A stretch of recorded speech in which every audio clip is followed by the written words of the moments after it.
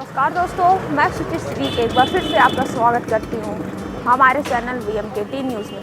आज हम आपको लेके आए हैं आसिफ अनवर जी से मिलवाने, जो पूर्व वरिष्ठ पार्षद भी रहे हैं और कांग्रेस से वार्ड संख्या 99 से पार्षद पद के दावेदार हैं। तो आइए उनसे कुछ बातचीत करते हैं।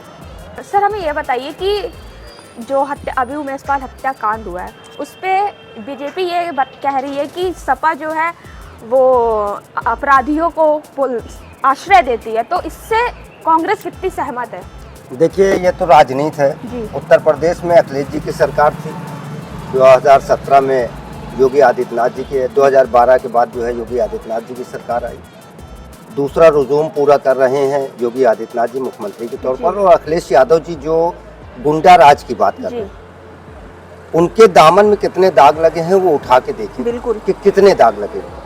नो डाउट उत्तर प्रदेश में योगी आदित्यनाथ जी की सरकार है, और गुंडा राज हो, चाहे वो बेरोजगारी हो, चाहे वो महंगाई हो, ये तमाम ऐसे मुद्दे हैं उत्तर प्रदेश में जो उठने लायक है। निश्चित तौर पर गुंडा राज को समाप्त करना चाहिए, लेकिन जो गुंडा राज पैदा हो रहा बेरोजगारी की वजह से, महंगाई की वजह से, उसको कौन समाप्त करेगा? आरोप प्रति आरोप, असंसदीय भाषाओं का इस्तेमाल किया जा रहा सदन के अंदर, कितनी गंदी गंदी भाषाओं का पूरा उत्तर प्रदेश देख रहा है कि दोनों, एक पूर्व मुख्यमंत्री है, एक वर्तमान मुख्यमंत्री है, और इतनी गंदी भाषाओं का इस्तेमाल कर रहे हैं कि एक आम नागरिक अपने परिवार के साथ चैनल को नहीं देख सकता। सर, ये बताइए कि सरकार अपराधियों के लिए जो कार्रवाई कर रही है, इस पे आप क्या कहेंगे? देखिए, कार्रवाई होना चाहिए, बिल्कुल निश्चित तौर पर जो अपराधी हैं उन पर कार्रवाई होना चाहिए। योगी आदित्यनाथ जी ने एक शब्द कहा कि मिट्टी में मिला देंगे, ये मुख्यमंत्री की भाषा नहीं हुआ करती है। नो डाउट जिसने अपराध किया है, हमारे देश में कानून है, संविधान है, अदालतें हैं, वो जो सजा देना चाहेगी, जो अपराधी होगा उसको सजा देनी चाहिए। सरकार का काम होता है कि उसको जेल के सलाखों के पीछे भेज देना, कार्रवाई अदालतें करती हैं, मिट्टी में मिलाने का काम अदालतें करती हैं। अब हमारे मुख्यमंत्री जी पूरा बेड़ा उन्होंने सरकार का भी उठा लिया है, कोर्ट का भी उठा लिया है, सारी चीज़ें। हम बार बार कह रहे हैं कि जो अपराधी है उसको सज़ा मिलनी चाहिए, जो संविधान है उसके अंतर्गत उसको सज़ा मिलनी चाहिए, लेकिन इस तरह की भाषाओं को कांग्रेस पार्टी बिल्कुल पूरी तरीके से नकारने का काम करती है। नासिफ जी, आप पूर्व वरिष्ठ पार्षद रहे हैं और आपकी वाइफ भी पार्षद हैं, तो आपके क्षेत्र की जनता कितनी संतुष्ट है इससे? जनता कितनी संतुष्ट है ये बताना मेरे बस की बात नहीं है। अच्छा। क्योंकि मेरा काम है काम करना, और जनता संतुष्ट है पिछले 15 सालों से, तभी तो उसने 3 बार से यहाँ पे पार्षद चुन के रखा है। अब आने वाले चुनाव में जो रिजल्ट आएगा उससे कयास लगाए जा सकते हैं कि जनता हमारे क्षेत्र की कितना खुश है। लेकिन जिस तरीके से रिस्पांस है, जिस तरीके से पूरे वार्ड में लोगों का उत्साह है, उससे निश्चित तौर पर हमको तो ये लगता है कि जनता पूरी तरीके से संतुष्ट है।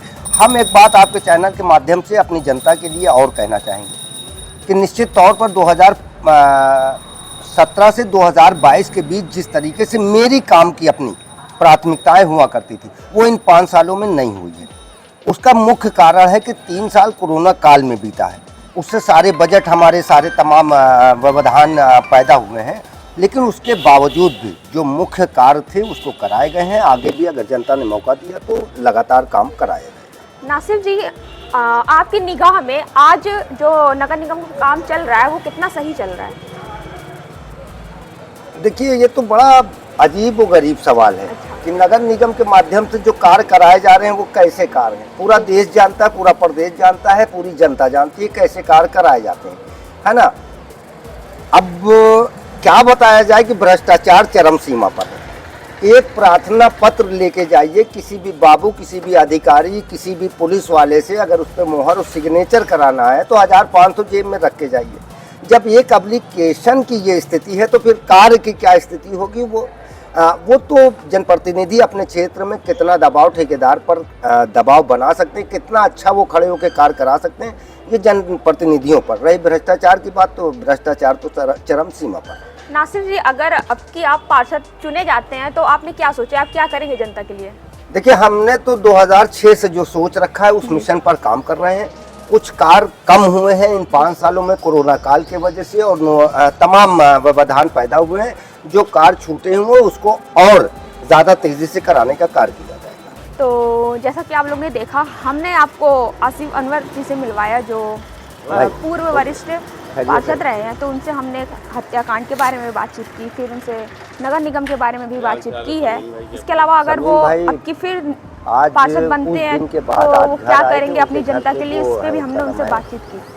तो ऐसे वीडियो के साथ बने रहने के लिए आप हमारा VMKT न्यूज़ फॉलो करते रहिए। तब तक के लिए अलविदा। मैं सुचिश्री, वीडियो जर्नलिस्ट सुप्रिया शर्मा के साथ।